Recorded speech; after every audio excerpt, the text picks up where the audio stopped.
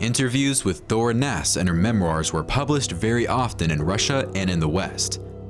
Dora speaks honestly about what many Germans now don't like to talk out loud and prefer to forget about it. But Dora remembers. She remembers how Hitler and the Nazis came to power. She remembers how the war started. She saw burning Berlin. And she very honestly described the Soviet soldiers whom she saw for the first time and with whom she lived the first days after the surrender of the Third Reich. One of them left his trace in her life forever.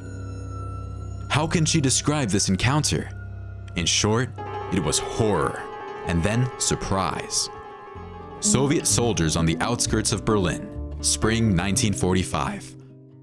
Dora says that on April 28, 1945, she was hiding from a shelling in a Berlin bomb shelter. Under the roar of the cannonade, she and other Berliners eagerly absorbed rumors that the Wehrmacht was gathering its forces on the northern outskirts of the city and would soon repulse the Soviets in the capital of the Reich.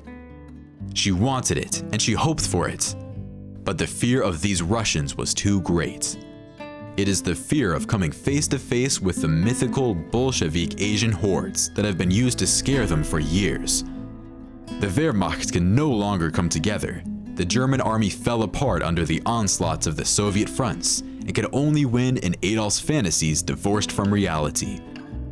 Soviet soldiers in Berlin, April 1945. Berlin has fallen, and the time has come for the Germans to collect stones. Dora Nass was in a state of prostration in the midst of a burning city, ruins and ashes. She saw the first Soviet soldier on May 3rd, and suddenly we noticed a wagon in the distance. We had no doubts. These were Russian soldiers. Of course, I was terribly frightened when the wagon stopped and a Soviet soldier went in our direction. And suddenly, he spoke German. He spoke very good German. Dora remembers that the soldier sat down next to her and said that his name was Boris. He talked to her for a very long time and showed her photographs of his family. Later, she showed him her photographs and told him about her loved ones. He lived with us for 3 days, and he hung a small notice on the house where we lived, occupied by tankers. In this way, he saved our housing and maybe life. We could have been kicked out of a livable house, and we didn't imagine what would happen to us next. I remember meeting with him as a miracle. He turned out to be a man in an inhumane time. I want to especially emphasize, we didn't have any romance. We couldn't even think about it in that situation. What a romance. We just had to survive. Not everything went so smoothly, and not everyone was as good as Boris. Dora recalls that one day she was confronted by a military man who snatched her purse from her hands and urinated on her purse right in front of her. What did she expect? This is not a fairy tale, but a war. Such elements were also in the army of many millions. She also says that she only later found out what bad things German soldiers did on Soviet soil. Often, a meeting with a Reich warrior for a Russian woman could turn into something much worse than just a damaged handbag. Dora Nass's memories are valuable because they are very frank. She doesn't try to defend herself and pretend that she didn't see anything and didn't know anything. She says that what is happening from 1933 to 1944 suited her in general.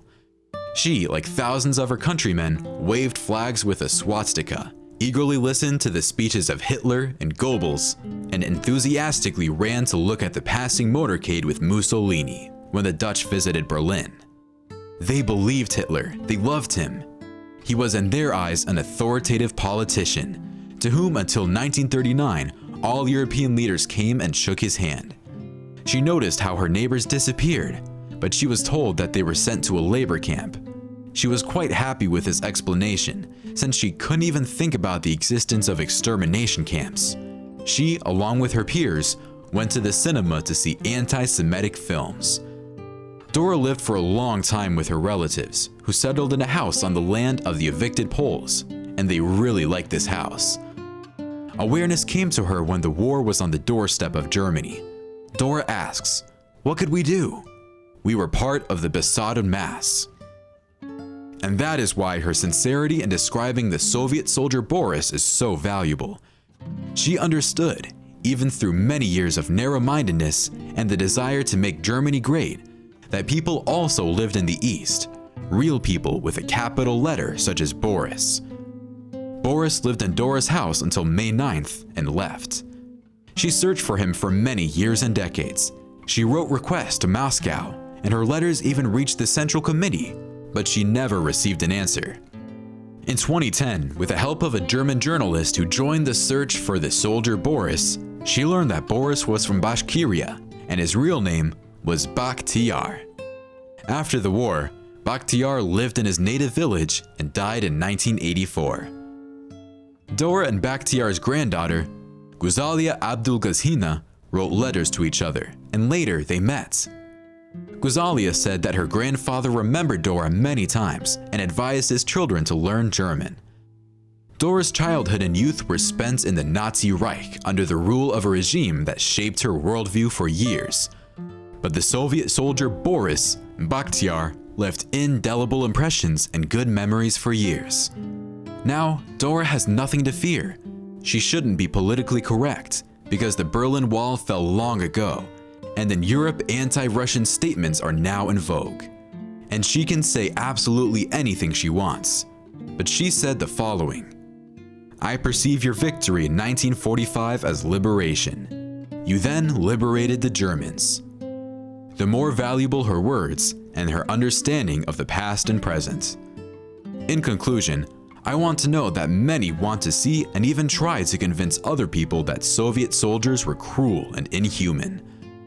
But the Soviet soldiers will always be like the glorious fighter and man Bakhtiar Abdulgazhin. The Soviet soldier needed truth and justice. The Soviet soldier wanted to go home after a long war because his relatives were waiting for him at home. Thanks for watching. Subscribe to our channel and leave a comment to support the channel.